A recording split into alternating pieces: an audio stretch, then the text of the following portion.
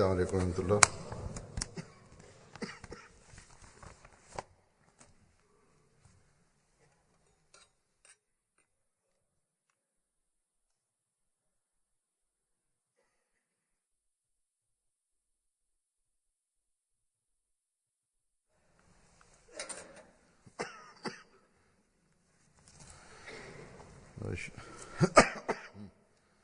أشهد أن لا إله إلا الله وحده لا شريك له وأشهد أن محمدا عبده ورسوله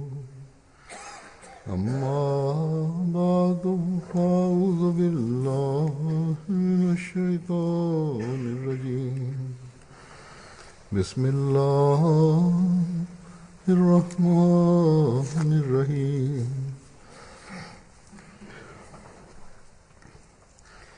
الحمد لله رب العالمين الرحمن الرحيم مالك يوم الدين إياك نعبد وإياك نستعين اهدنا الصراط المستقيم صراط الذين أنعمت عليهم غير المغضوب عليهم ولا الضالين.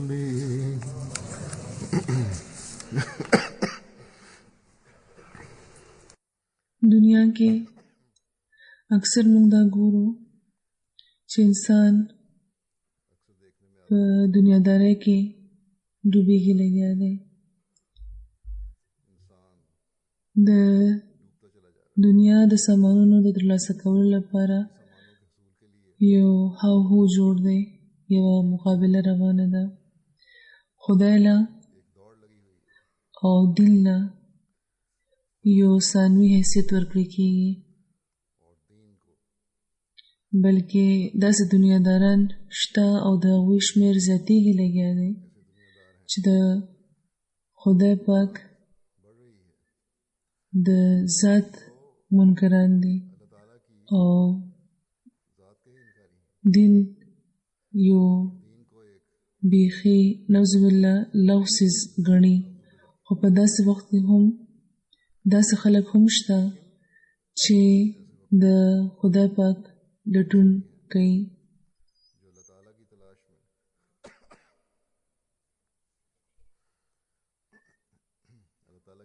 د خدای پاک طرف ته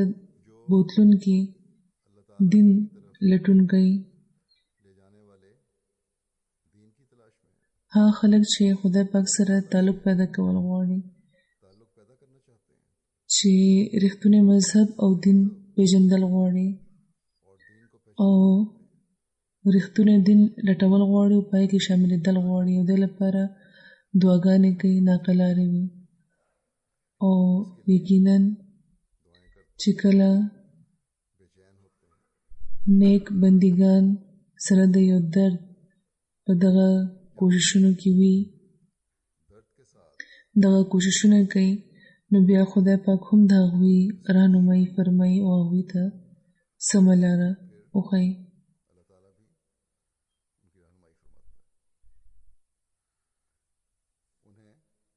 په مختلفو ذریعو د هغوی د تسکین او په حقیقي دین د پوهېدو سامانونه پیدا کوي، د هغوی ایمان او یقین زیاتوي. په دې زمانه کې د خدای پاک قرب ترلاسه کولو او د هغه په دین باندې پوهېدو لپاره خدای پاک د خپل د لوز مطابق د رسول الله صلی الله علیه وسلم له د مسیح موعود د مهدي موعود مقام ورکړی دی او رالیږلی دی او دنیا ته دا ویلی دی چې د خپل د رښتونې او د حقیقي ناکلارۍ او د تسکین د سامان لټولو لپاره ترلاسه کولو لپاره د مسیح موعود په بیعت کې شامل شئ. د خدای پاک د قرب لارې بیا مومئ. د خپلو عبادتونو حقیقت ترلاسه کړئ. د خپلو دعاګانو د قبولیت نظریې وګورئ. حضور فرمایي چې لکه څنګه چې ما وویل چې کم خلک چې رښتونې ناکلاري لري نو خدای پاک په مختلفو طریقو د صداقت طرف ته د هغوی راهنمایي فرمایي او د هغوی په ایمانونو کې هم اضافه کوي، ایمانونه هم ورله زیاتوي. د جماعت احمدیه ماضي هم او حال هم د داسې واقعاتو نه ډک دی او هره ورځ د دنیا یو نه یو کلی، ښار او په ملک کې داسې واقعات کیږي چې صرف دا نه چې دا کومو خلکو چې نوی هدایت بیا مونته دی او د حضرت مسیح موعود علیه السلام په جماعت کې شامل شوي دي، صرف د هغوی په ایمانونو کې د اضافې سبب جوړېږي او مضبوطه کوي، بلکې کوم چې پخواني احمدیان دي او پیدایشي احمدیان دي د هغوی ایمانونه په هم تازه کیږي او د هغوی ایمانونو کې هم د اضافې دا سبب جوړېږي.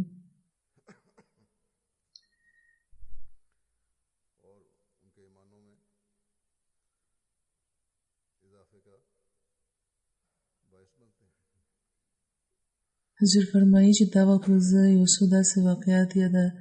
خلکو تجربات بیانوم چې څنګه خدای پاک صرف په خپل فضل د خلکو د هدایت سامان پیدا کوي. د ګیمبیا امیر صاحب د یو واقعې ذکر کوي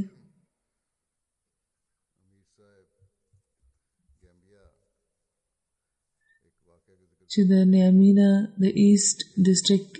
د کلي یوه ښځه یوه خور زموږه کاني پاټي چې عمر یې 45 کاله دی، د تېرو 10 کالو راهیسې هغوی د خپې په تکلیف کې مبتلا وو او هېچېرته نه هم د هغوی علاج نه کېدو. د دغه تکلیف په وجه هغه د ګرځېدو نه هم پاتې وه. د علاج په سلسله کې د خپل د کلي نه لرې یو ځای ته تللې وه.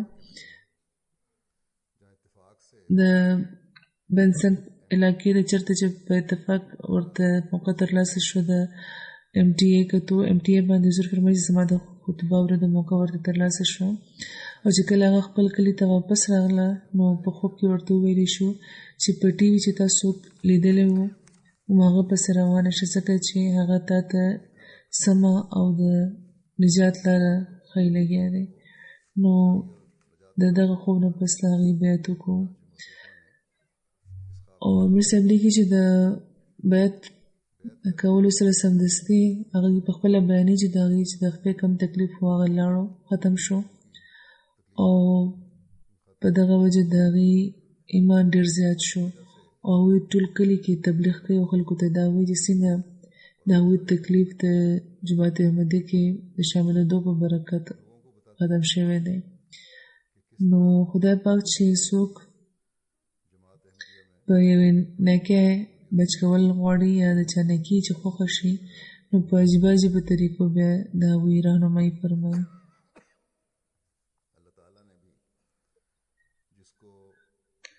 یو دنیاداره تنده ویلی شي چې دا کلیواله یوه جاهله بې تعلیمه ښځه ده، د هغې د زړه وهن به وي خو چاله چې خدای پاک د ایمان دولت ورکړي او بیا ورله دا ایمان مضبوط هم کړي نو داسې خلک بیا د دنیاداران جاهلان ګڼي.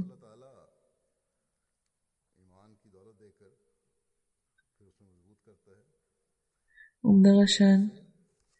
د غربي افریقې یو ملک برکینا فاسو چې فرانسیسي پکې ویل کېږي د صحرا چې کوم صحرا ده نو هغې سره جوخ ده بلکې څه برخه پکې شامل هم ده د هغه لرې ملک د اوسېدونکي یو تن رهنمایي خدای پاک څنګه فرمایلی ده او صرف دا چې ملک لرې دی بلکې د هغه ملک هم یو وړوکي شان کلي کې اوسېدونکي دا تن دی د هغې باره کې مبلغ انچارج لیکي چې د لیو ریجن د یو جماعت یو ملګری سوادو صاحب د جرمني جلسې سالانه نه پس احمدیت قبول کړی دی هغوی وایي چې هغوی به ډېرې باقاعدګۍ سره د جماعت احمدیه ریډیو اورېدو او د جماعت وفد که د هغوی کلي ته به تبلیغ لپاره راغلو نو دوی چونکې د کلي مشرانو کې شامل وو نو ځکه د هغوی به ډېر خیال ساتلو د مېلمنو او د تبلیغ اهتمام به هم دوی ورله کولو هغه وخت احمدي نه وو خو د احمدیانو همدرده وو څه موده پس مولیان د دغې خبرې نه خبر شو نو دوی وایي چې هغوی ما له راغله هغه مولیان او راته یې وویل چې ته احمدي ریډیو بیخي مه اوره او نه احمدیانو سره څه تعلق ساته ځکه چې دوی به ستا اسلام خراب کړي نو دوی وایي چې د مولیانو د خبرو په وجه ما احمدیانو سره ناسته پاسته پرېښوده هغوی سره مې ملاوېدل پرېښوده او احمدي ریډیو اورېدل مې هم بند کړ څه موده پس داسې اتفاق وشو چې د یو سفر نه وایي زه واپس را روان وم نو مونځ لپاره یو جومات کې ایسار شوم یو وړوکی شان کلی و هلته دا جومات و او مونځ شروع شوی و نو ځکه ما زر زر چارندام کول شروع کړو نو په دې کې یو بل تن جومات کې داخل شو او دا وایي چې دا د احمدیانو کلی دی او جومات هم د احمدیانو دی نو چې دا مې چې واورېدو نو په سوچ کې شوم چې دا زه چېرته ګیر شوم ما خو د ډېرې مودې راهیسې دا خلک نظر اندازه کول بیا ما ورو ورو چارندام کول شروع کړ چې مونځ ختم شو نو بیا به خپل بیل مونځ وکړم خو بهرحال مجبوره شوم مونځ یې بیا هملته وکړو حضور فرمایي چې د خدای پاک د هغه څه نیکي خوښه شوې وه چې مجبوراً زموږ په جومات کې هغه مونځ کول هغه ته پیښ شو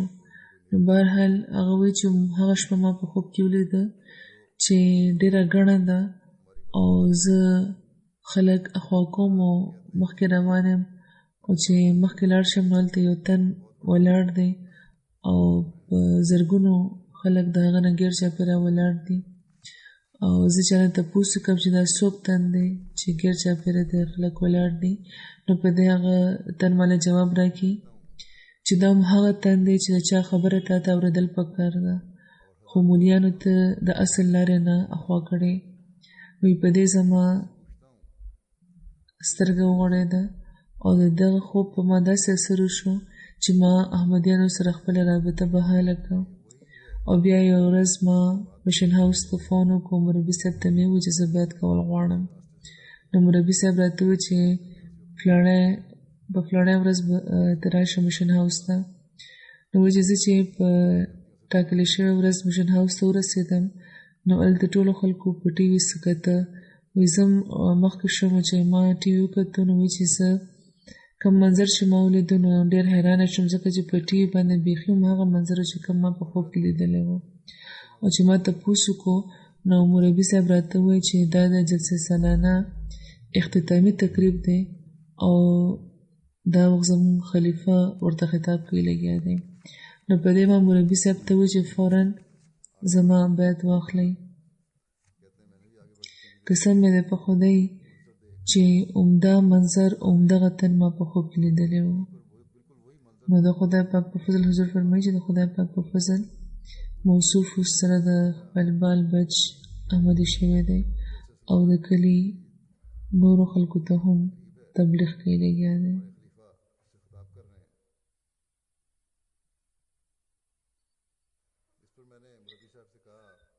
کم تن چې دغه شان د ذاتي تجرباتو نه تیر شوي وي او د خدای پاک راهنمایي ورته ترلاسه وي، د خدای پاک راهنمایي ورته ترلاسه شوې وي، نو یقینا بیا په ایمان کې هم ورته مضبوطی ترلاسه کیږي. ډېر خلک ماته خط لیکي چې موږ چې څنګه د خدای پاک نه تسلي بیا مونږ ته ده او د نشانونو لیدو نه پس موږ بیعت کړی دی او احمدیت هم قبول کړی دی، نو زموږ ایمان هیڅوک هم نشي لړزولی. اوس موږ ته نور د هیڅ دلیل ضرورت نشته. ځینې خلک په مخالفت کې تر دې حده ضد کوي چې د عقل خبره اورېدو ته تیار نه وي، د عقل خبره نه اورېدل غواړي. خو داسې هم شته چې په کبر کې زیات شوي نه دي او پکې تر څه حده انسانیت شته، بلکې دا ویل پکار دي چې تر ډېره حده انسانیت لري. نو داسې چې کوم خلک دي چې کبر پکې نشته او انسانیت لري، نو بیا خدای پاک د هغوی راهنمایي فرمایي او که هغوی د دغه راهنمایۍ نه فایده پورته کړي نو د خدای پاک د فضلونو وارثان شي.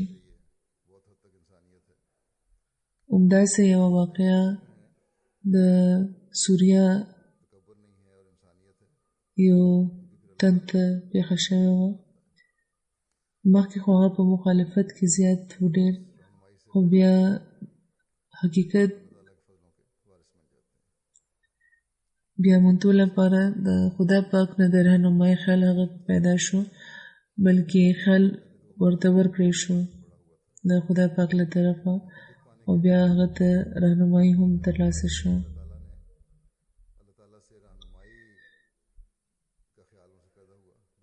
د سوریا احمد صاحب دي، هغوی وایي چې احمدیانو سره زما تعلقات پخوا راسې وو، ناسته پاسته مې بهر به ورسره ملاوېدم یا زما کور ته به هم راغله، نو ډېرې خبرې خو به ما منلې، خو د ټولو خبرو منلو نه باوجود په وفات مسیح به چې راغلو نو زه به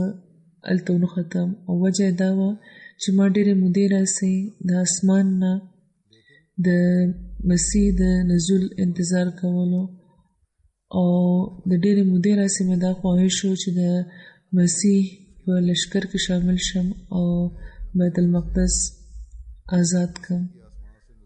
نو د وفات مسیح باره کې مې چې واورېده نو زما چې کوم د جهاد ارادې وې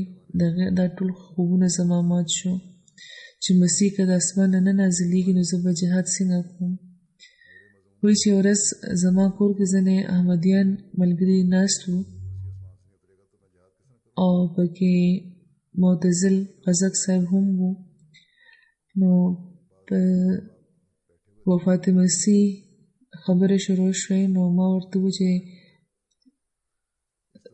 ستاسو احمدیانو ته د خدای واسطه چې زه تاسو ته دا وایم چې نن نه پسته د وفات مسیح په موضوع ما سره یا زما په کور کې خبرې مه کوئ. نو په دې قزق صاحب وایي چې زما هم تاسو ته یو خواست دی چې تاسو د خدای پاک نه د راهنمایۍ لپاره دعا وکړئ. دوی وایي چې دا خبره د هغوی زما ډېره خوښه شوه او ما هم هغه ماښام د خدای پاک مخې ته په سجدو کې په جړا جړا دعا کول شروع کړه او چې زه د شپې چې ویده شوم نو په خوب کې مې ولیده چې زه د یو اوچت مقام طرف ته سفر کوم لګیا یم او په لاره کې د نرمې شانې ځمکې یوه ټوټه راغله او چې څنګه چې مې پې قدم کېښوده نو احساس راته وشي چې دا ما چېرته ژورې کندې ته غورځوي لګیا دی. چې دا ما چېرته یوې ژورې کندې ته غورځوي لګیا ده. نو په دغه پریشانۍ کې یو تن ما د اوږې نه راونیسي او راپامې سي او راته وایي چې ابو حسن دا د احمد صاحب کونیت دی چې ابو حسن اوس دلته هېچېرې هم رانشي، بیخي رانشي او یقین لره چې عیسی علیه السلام وفات شوی دی. او بیا راته وایي چې زه اوس په خپله لار روان اوسه. وایي چې کله زه راویښ شوم نو ما خپل احمدي ورور ته فون وکړو چې ما معتزل قزق صاحب کره بوځي. او بیا چې کله موږ دواړه هغوی کره ورسېدو نو څنګه چې هلته داخل شو نو په دیوار باندې یو تصویر مې ولیدو. نو هملته ودرېدم او تپوس مې وکړو چې چا تصویر دی. نو هغوی راته وویل چې دا د حضرت مسیح موعود امام مهدي علیه السلام تصویر دی. دا مې چې څنګه واورېدو نو ما ورته وویل چې زه اوس بیعت کول غواړم، ځکه چې د کمرې په دیوال چې دا کوم تصویر لګېدلی دی دا همهغه تن د چا چې خوب کې زه د اوبو نه رانیولې وم او د دلدل نه یې راویستی وم او راته دا یې ویلي وو چې حضرت عیسی علیه السلام وفات شوی دی. حضور فرمایي لکه څنګه چې ما ویلي وو چې خدای پاک په مختلفو ذریعو د دین باندې د پوهېدو او د صداقت د بیان موندو لارې پرانیزي، کله د خوبونو په ذریعه، کله د تبلیغ په ذریعه، او کله چاته د جماعت احمدیه لخوا د اسلام د حقیقي تعلیم باره کې څه کتاب یا لیټریچر ترلاسه شي نو هغه ولولي، یا چېرته کله د چا د احمدي د اخلاق نه څوک متاثره شي.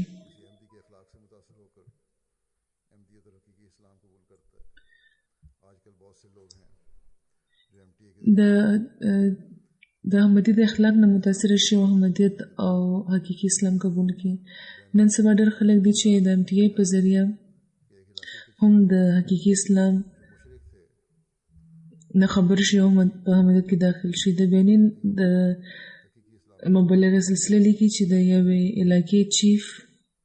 یعنې د یوې علاقې مشر چې مشرک و هغوی ته چې تبلیغ وکړی شو نو هغوی احمدي شو او په حقیقي اسلام باندې عمل کول هغوی شروع کړو. او کوم ځای چې د هغوی د شرک مرکز و هغه د خدای د یو خدای مخې ته ټیټ شو. او صرف دا نه بلکې هغوی د علاقې نورو مسلمانانو ته هم حقیقي اسلام کې د دعوت ورکول شروع کړه. نو کله چې د هغې په علاقې کې د یو جومات پرانیزه وه نو په هغه موقع چې هغوی کوم خطاب کړی دی نو د هغې څه برخه به د هغې څه باندې بیانه کړم. هغه چیف چې مشرک و او مسلمان شوي و هغوی دا وایي چې زه په دې نه پوهېږم چې د غیر احمدیان د جماعت احمدیه مخالفت ولې کوي. نن جماعت احمدیه دی چې د اسلام پیغام د دنیا هر ګوټ ته رسوي لګیا دی. هغوی وایي چې کال مخکې زه مشرک وم او د مشرکانو باچا وم او د جماعت احمدیه مبلغ زما سوچ بدل کړو او د اسلام صحیح څېره یې راته وښودله نو زه په اسلام کې داخل شوم. که جماعت احمدیه عیسایان او مشرکان اسلام ته راولي لګیا دي نو تاسو په دې څه تکلیف کیږي؟ وایي چې د دغه جومات دروازې د ټولو خلکو لپاره پرانیستې دي د خدای پاک عبادت لپاره. او یو عیسایي هم که دې جومات ته راشي نو هغه به ودرول کېږي نه. تاسو مخالفت پرېږدئ او دننه راشئ وګورئ. دلته به تاسو صرف د مینې، د امن او د ورورولۍ سبق ملاویږي. جماعت احمدیه صرف او صرف د دنیا ښېګړه غواړي. هغوی دا وایي چې زما زړه کېږي چې زه دلته جومات سره یو کور جوړ کړم او هر تن چې راځي نو هغه ته دا ویم چې جماعت احمدیه رښتون اسلام دی. نو یو خوا خو هغه لیډران دي، عالمان دي چې د اسلام په نامه فتنه او فساد جوړوي لګیا دي، کبر وهلی دي، د خپل ذاتي انا په وجه د یو مسلمان په لاس د نور مسلمانان وژني لګیا دي. او بل خوا د خدای پاک د یو مشرک هم څه نیکي خوښه شي نو په هغې باندې فضل وفرمایي او هغه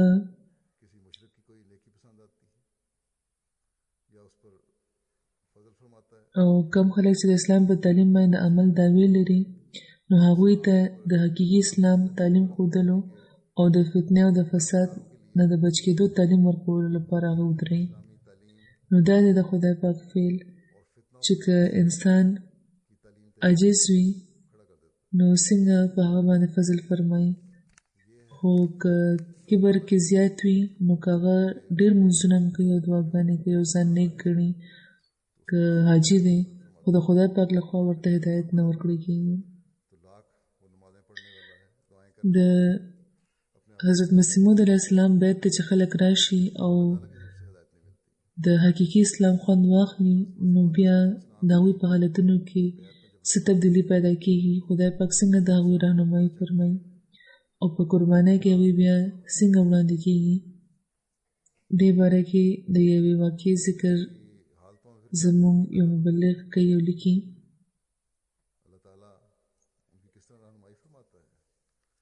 چې د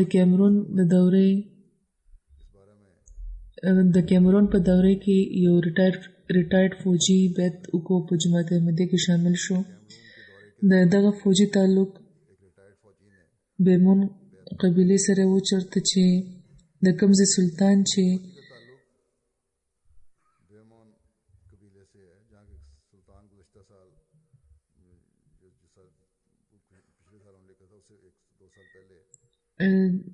دوه کاله مخکې سالانه امبیسي UK کې شامل شوی و د هغه ځای سلطان. نو چې دې ځل چې ما د کیمرون دوره وکړه نو هغوی سره مې یو ځل بیا ملاقات وشو. نو هغوی دا وایي چې هغوی جومات له یو پلاټ ورکول غواړي او وایي چې ما چې زه چې کله د جومات صدر سره هغه پلاټ کتلو لاړم نو په هغه پلاټ کې یوه تاخانه مخکې نه جوړه شوې وه او نور کار پرې روان و او د هغه تاخانې د پاسه د دې اراده وه چې کور به جوړوي. نو دوی ورته وویل چې زما پلار چې وفات شوی دی هغه ما له خوب کې راغلو او هغه ما ته دا وویل چې دغه ځای کې ته خپل کور نه بلکې جومات جوړ کړه. نو چې ما فیصله وکړه چې کم پلاټ او د کم عمارت تعمیر چې ما شروع کړی دی نو دا بس د جومات په نامه کړم چې جومات دغه ځای کې خپل جومات جوړ کړي. او دا یو ډېر لوی پلاټ دی، تقریبا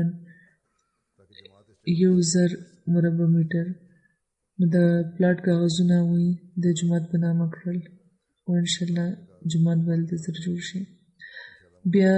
یو واقعه ضروري چې بیانوم چې څنګه د اسلام درد لرونکي یو تن چې ډېر لرې علاقې کې اوسېدو، خدای پاک د هغه دعا واورېده او د اسلام حقیقي تعلیم رایج کولو لپاره یو احمدي مبلغ هغه ته هغه له ولېږلو. د دې دا واقع بیانې د ایوری کوسټ یو معلم ولیکي چې د ایوری کوسټ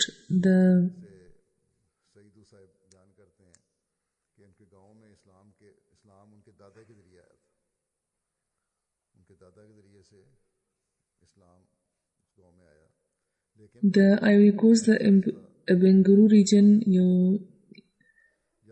لرې کلی دی یا وکورو. د هغه ځای سیدو صاحب بیانوي چې د هغوی په کلي کې اسلام د هغوی د نیکه په ذریعه راغلی و،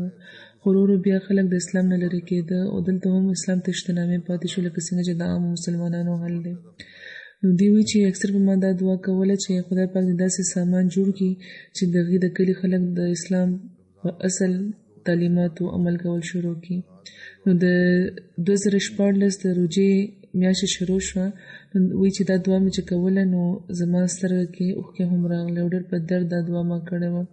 او یو 2 ورځو پس د جومات احمدي مبلغ زموږ کلي ته راغلو او د جومات تعارف یې وکړو او دا خبره ما لپاره ډېره زیاته ایمان افروزه وه چې دومره لرې زموږ کلی دی او دلته هم داعی الله داسې د اسلام د آیانو پیغام موږ له راوړی دی. نو د مبلغه سلسله د دغه دورې په دغه دوره کې د کلي 55 خلکو بیت وکړو، په احمدیت کې شامل شو. همدغه شان د جماعت احمدیه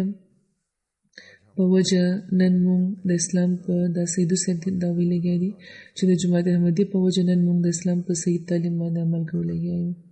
حضور فرمایي چې لږ غور وکړئ چې یو خوا خو د ترقي یافته ملکونو خلک دي چې دین یې هېر کړی دی او د دنیا څیزونو لپاره ناقه لاره دي، او بل خوا د یو لرې کلي اوسېدونکي چې د افریقې په علاقې کې دی، د هغه کلي ته پاخه سړکونه شاید چې نه ځي او د دنیا د آسایشونو نه هم محرومه دی، خو په زړه کې یو ناقه لاري لري. خدای پاک ته دا دعا کوي په زاره چې د اسلام تعلیم دلته ختمېږي، لګیا د څوک رولېږه چې موږ د اسلام په حقیقي تعلیم باندې دوباره قایم کړو، د هغه باره کې موږ ته دې ووایي. او بیا د خدای پاک په تقدیر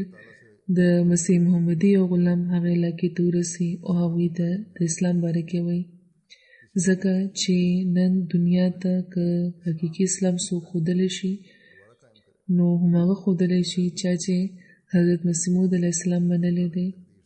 او د هغوی په ذریعه د اسلام حقیقت پیژندلی دی.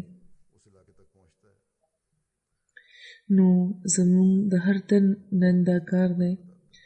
چې په یو درد د اسلام د حقیقي تعلیم، د حقیقي اسلام حقیقي تعلیم په دنیا کې خورولو او هر تن ته د دې د رسولو لپاره دعاګانې وکړو او کوششونه دې هم وکړو. هسې په وینا خو ډېرې ادارې دي، تنظیمونه دي او ځینې ډلې دي چې د اسلام په نامه کارونه کوي لګیا دي. تبلیغي جماعت هم شته، خو تقریبا هر یو د خپلو مفاداتو پسې روان دی او په مخالفت کې په یو بل د کفر فتوی ورکولو لپاره هم دوی هر وخت تیار وي. نو دوی به د اسلام څه خدمت وکړي. دا کار نن د مسیحي محمدي د غلامانو دی چې د اسلام پیغام د خور کې. زموږ کار خو خدای پاک په خپل اسانۍ لګیا دی، د چا د خوبونو په ذریعه رهنمایي وکړي او د چا په څه بله ذریعه. نو نن که موږ د بیعت حق پوره کول غواړو نو پکار ده چې کوشش وکړو چې د حضرت مسیح موعود علیه السلام په مددګارانو کې شامل شو. د بیعت نه پس موږ ته څه پکار دی چې څنګه ځان کو، څنګه جوړ شو. دې باره کې حضرت مسیح موعود علیه السلام فرمایي چې بیعت رسمي بیعت فایده نه ورکوي. د دغه بیعت نه هغو برکاتو کې دغه بیعت به برخه اخیستل ګران وي. یعنې هغه حضور فرمایي چې په هغه خبرو کې برخه اخیستل چې کم برکات دي د حضرت مسیح موعود علیه السلام. فرمایي چې هماغه وخت به ترې برخه اخلي چې کله خپل وجود پرېږدي، بیخي په مینه او په اخلاص هغه سره شي. منافقانو رسول الله صلی الله علیه وسلم سره رښتونی تعلق نه لرلو، نو آخر به ایمانه شو او هغوی رښتونی مینه او اخلاص په ځان کې پیدا نه کړو، ځکه ظاهري لا اله الا الله د هغوی په کار نه شو. نو دغه تعلقات زیاتول یو ضروري خبره ده. د مینې او د اخلاص تعلق زیاتول پکار دی، تر څو چې ممکنه ده انسان ته پکار دی چې خپل د مرشد همرنګه شي، په طریقو کې هم او په اعتقاد کې هم. څوک چې منلی دی نو څنګه چې هغه دی نو هغه شان د ځان د جوړولو کوشش دی کوي. فرمایي چې د عمر اعتبار نشته، نو زر تر زره د رازبازۍ او د عبادت طرف ته ټیټېدل پکار دی او سهار نه واخله تر ماښامه پورې حساب کول پکار دی چې زه ژوند څنګه تېروم. خدای پاک دې د نوي راتلونکي هم په ایمان کې زیات کړي، په اعتقادي او په عملي لحاظ د هغوی ترقي کوي او د ایمان کومه سپرغۍ چې خدای پاک د هغوی په زړونو کې لګولې ده، پیدا کړې ده، د احمدیت او د حقیقي اسلام قبلولو نه پس د هغوی کې نور هم زیاته شي. شیطان د اچرم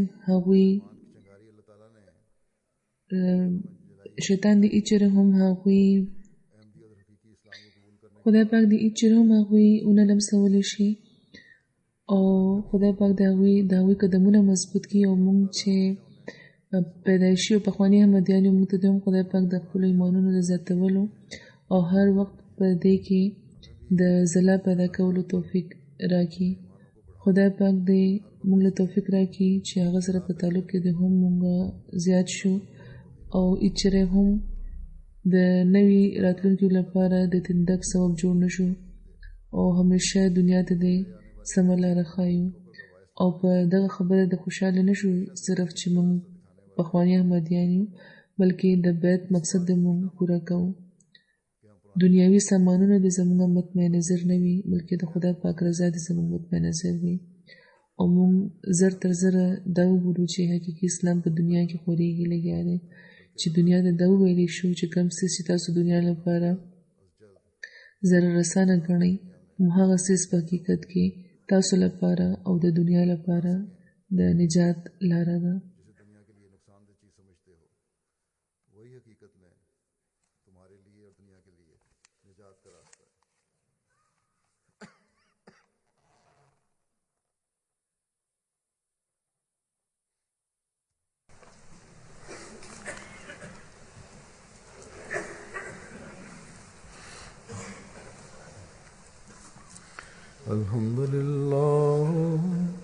الحمد لله نحمده ونستعينه ونستغفره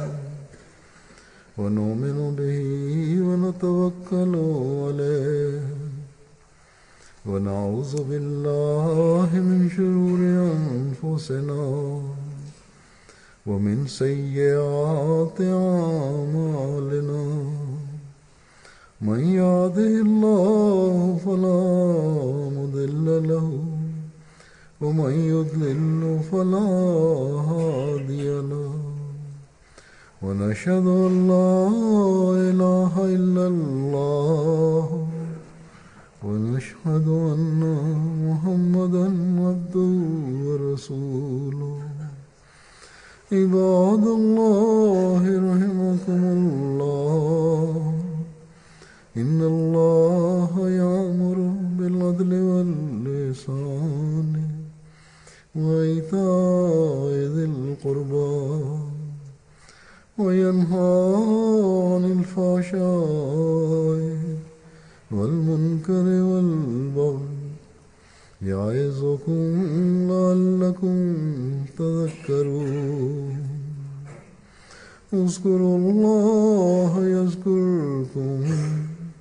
وادعوه يستجب لكم ولذكر الله أكبر.